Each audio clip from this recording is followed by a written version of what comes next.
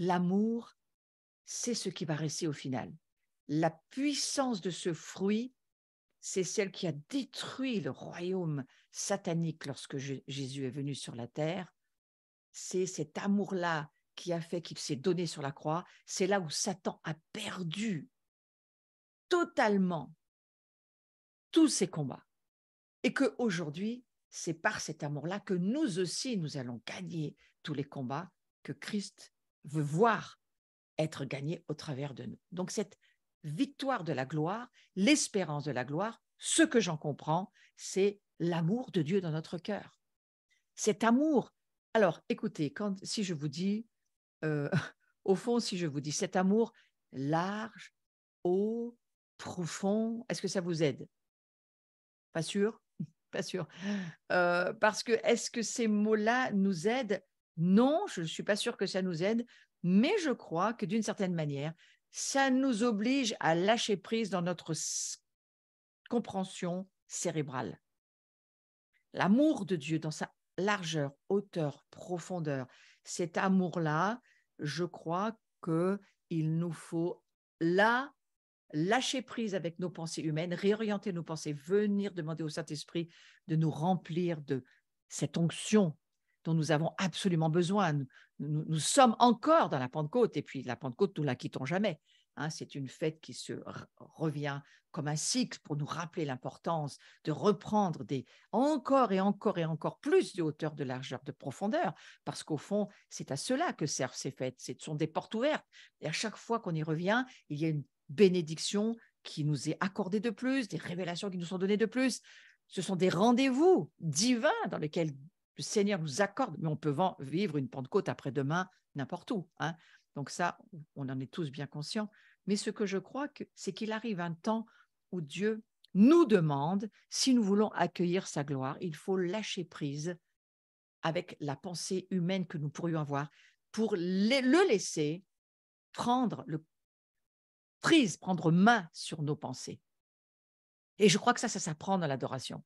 C'est dans l'adoration que nous apprenons à, oui, nous commençons par quelques chants, et puis à un moment donné, il faut cesser, on ne peut même plus, c'est même pas il faut cesser, on ne trouve plus de mots pour parler à Dieu notre amour, pour parler à Dieu notre cœur pour lui dire combien nous trouvons ce Dieu, mais absolument extraordinaire. Il n'y a plus de mots. Et alors, nous partons avec ce qu'on appelle le parler en langue. Je ne parle pas du don des langues, je parle du parler en langue, c'est-à-dire ce langage de l'Esprit Saint en nous qui se met à parler en nous. Et là, la Bible nous dit, nous parlons des mystères. Et je vous encourage à vraiment utiliser cette arme spirituelle pour les temps dans lesquels nous sommes. Cette arme spirituelle, plus vous parlerez le langage de l'esprit, plus vous parlerez, vous prierez, vous chanterez les mystères de Dieu, et plus, je crois, vous attirerez une part de la présence de Dieu dans votre vie. La communion se sert, même avec d'autres frères et sœurs, si vous arrivez à avoir des temps comme ça de parler dans le langage de l'esprit à plusieurs, c'est extrêmement puissant, et là, Dieu vient, et là, dans ses hautes louanges, il combat avec nous et pour nous. Ça, je crois que c'est ce qui va de plus en plus arriver là, dans ces jours où nous sommes convoqués par Dieu dans des tas d'endroits différents où il nous attend. Bon, ça, c'est une première chose. Mais je crois qu'il y a autre chose. Il nous demande de lâcher prise sur nos pensées. Je parle de la gloire et du fait de se glorifier dans cette espérance de la gloire. Il nous demande de lâcher nos pensées. Pourquoi? Parce qu'il aimerait y mettre les siennes et que les siennes n'ont rien à voir avec les nôtres. Et que d'une certaine manière, ses pensées sont plus hautes que les nôtres. Et il nous demande de placer ses pensées au-dessus des nôtres. Il ne nous demande pas de placer nos pensées au-dessus des siennes. Il nous dit simplement, voilà, lorsque tu m'adores, lorsque tu me loues, lorsque tu montes, et qu'à un moment donné, il n'y a plus de mots, tu pars dans le langage de l'esprit et que tu m'adores dans le langage de l'esprit, alors là, Dieu peut amener ses pensées dans nos pensées et il peut commencer à véritablement prendre la main sur nous, sur notre esprit, et c'est ce qu'il veut. Je crois que c'est ce qu'il veut aujourd'hui. Ce qu'il veut nous dire, c'est que nos pensées ne peuvent pas comprendre Dieu, et encore moins ce qui va arriver, et encore moins qui nous sommes, nos pensées humaines ne peuvent pas comprendre qui nous sommes, encore moins qui est Jésus-Christ, encore moins qui est Dieu. Mais les pensées de Dieu en nous, oui. Le Saint-Esprit en nous, il dit oui, il atteste que nous sommes enfants de Dieu.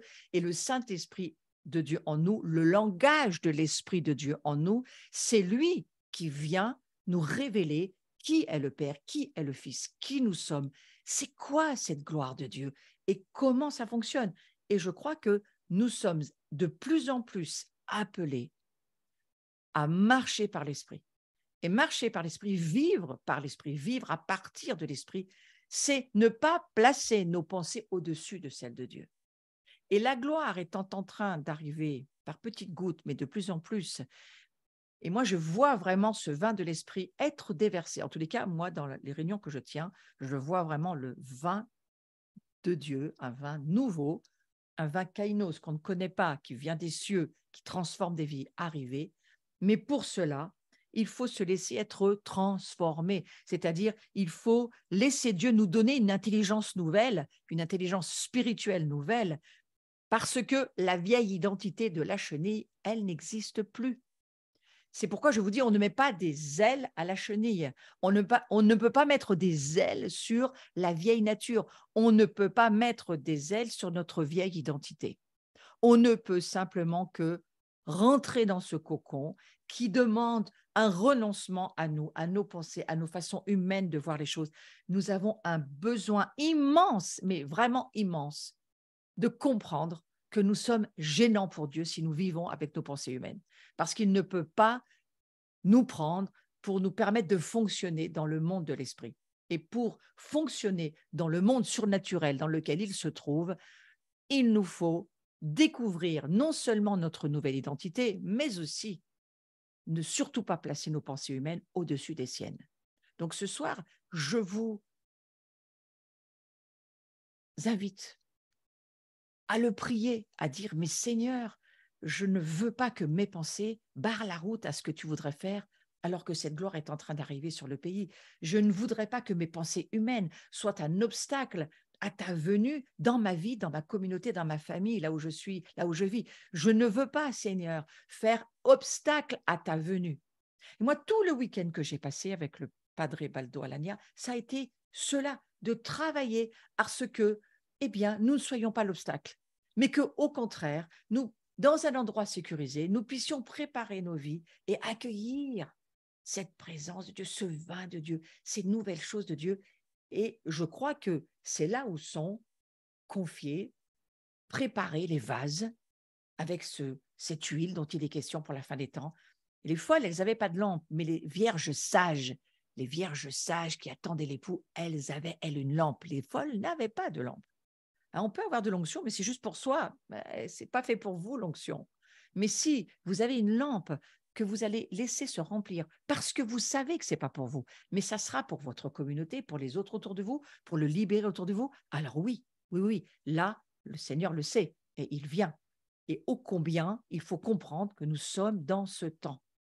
Nous sommes dans ce temps où il y a besoin de ce changement. Alors, changement, je vous le redis, hein, c'est pas des changements, c'est autre chose que votre vieille identité. C'est une nouvelle identité. Et cette nouvelle identité-là, elle est créée pour porter la gloire de Dieu. Elle est créée pour vivre dans le monde surnaturel de Dieu. Elle est créée pour vivre continuellement la Pâque, la Pentecôte, et puis on attend la fête de Sukkot, hein, on la passera ensemble, je crois que c'est, je ne sais plus la date, mais je vous le redirai.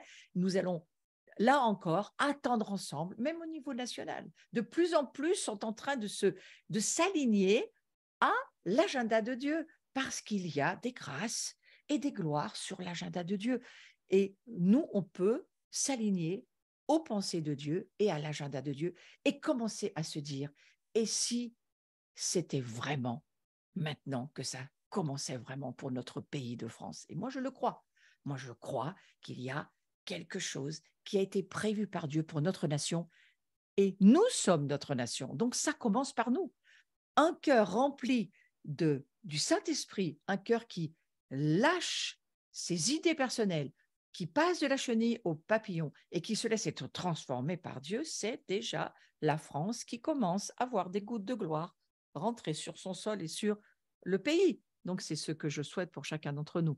Nous sommes une maison, oui, c'est vrai.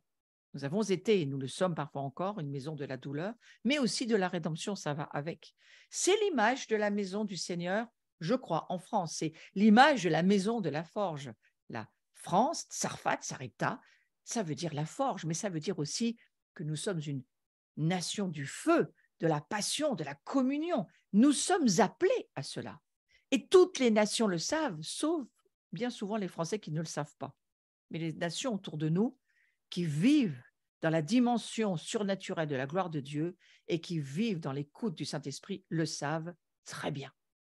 La France et l'Europe sont attendues à la fin des temps. Le meilleur vin, c'est pour la fin de cet âge. Et nous sommes la nation du vin. Nous sommes la nation qui produisons dans la forge que nous sommes, dans ce feu. Oui, c'est un feu, c'est une confrontation de royaume. Et bien entendu que notre nation a beaucoup souffert dans beaucoup de douleurs. Mais si ces douleurs se transforment en passage de transformation pour que nous puissions laisser la gloire de Dieu venir en nous, on aura absolument tout gagné. Donc on a, je crois, on a eu cette année vraiment pour demeurer dans le Seigneur. Beaucoup de prophètes ont parlé sur cette année de Pentecôte 2022 à Pentecôte 2023.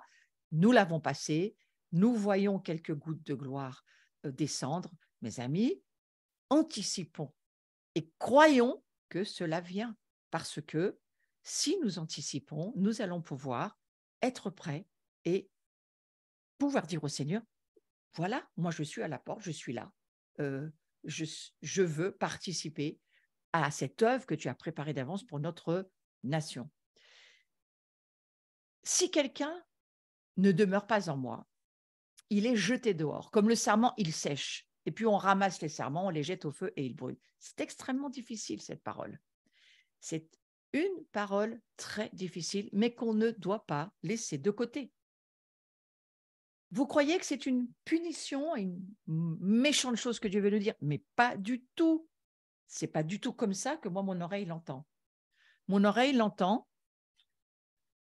Si vous ne demeurez pas avec moi dans ce qui se passe dans le monde où vous êtes, vous n'allez pas pouvoir tenir, vous n'allez pas pouvoir traverser et vous n'allez pas pouvoir, on va dire, être inifugé, voyez. Et donc, vous allez être jeté dehors dans le cœur de Dieu. Si on connaît le cœur de Dieu, c'est pas lui qui nous jette dehors. C'est juste qu'on n'a rien fait pour pouvoir traverser ce feu parce qu'on n'a pas aimé Jésus et le Père et l'Esprit Saint comme il aurait fallu les aimer pour pouvoir traverser.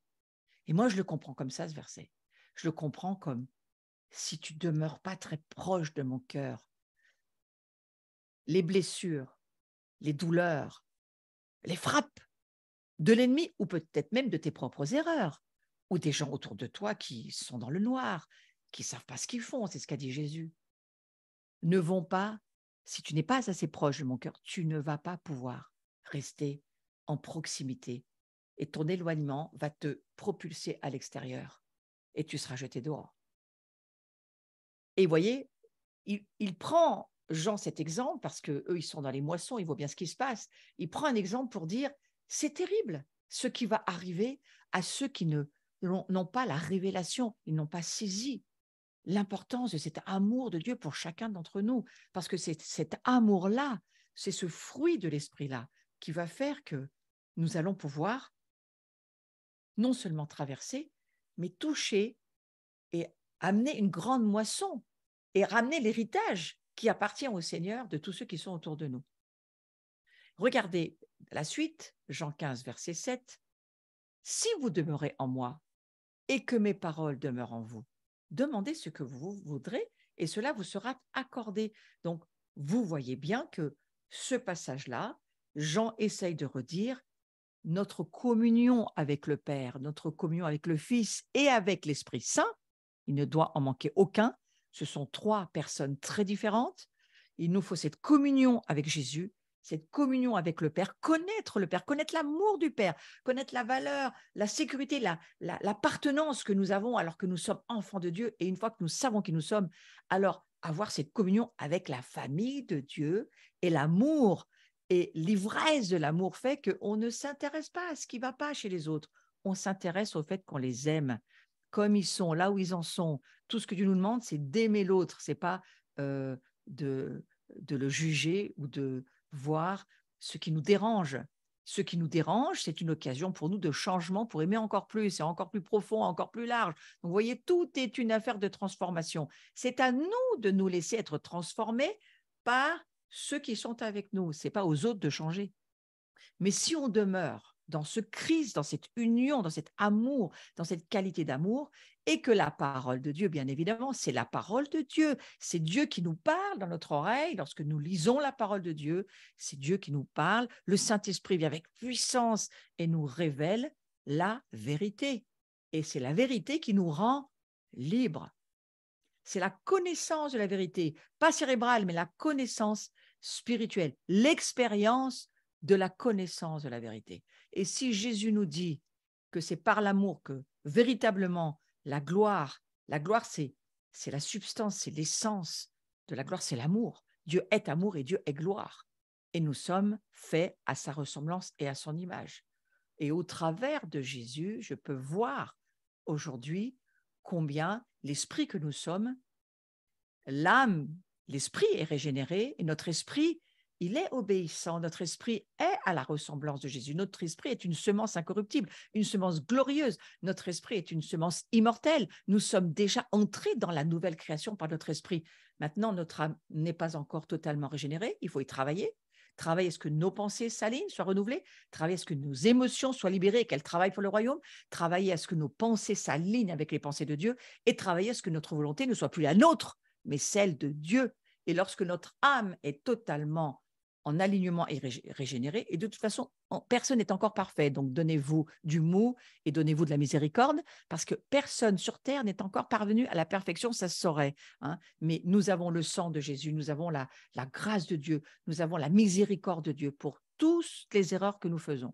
Il n'y a aucune condamnation pour ceux qui sont en Jésus. Et à partir de là, eh bien, nous travaillons à ce que, alors, notre corps, lui, n'est absolument pas encore glorifié.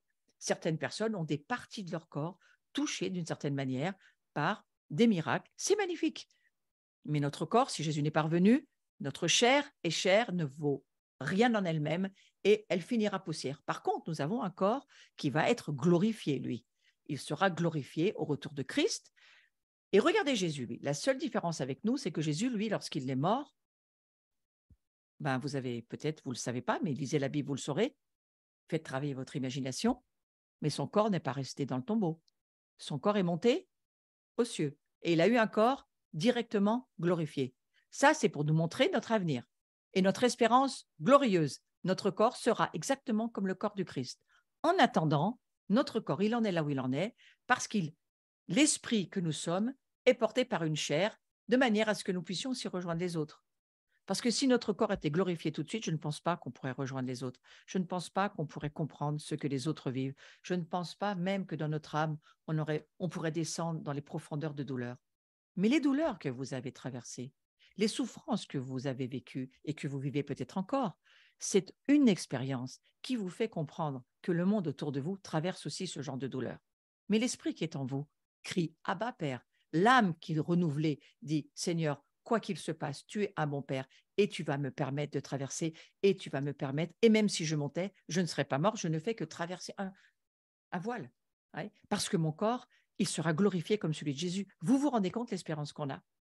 Vous vous rendez compte à cette Pentecôte, l'espérance qu'on a? Nos esprits sont remplis de la gloire de Dieu. Nous sommes ivres de cette impressionnante présence de Dieu, qui ne sont que des minuscules gouttes pour le moment. Alors vous vous rendez bien compte qu'on en veut beaucoup plus que ça, parce que plus on va avoir de Christ en nous, d'union avec Christ, mais pas seulement avec Christ, d'union avec les autres, plus nos louanges seront hautes, élevées, plus le diable sera défait.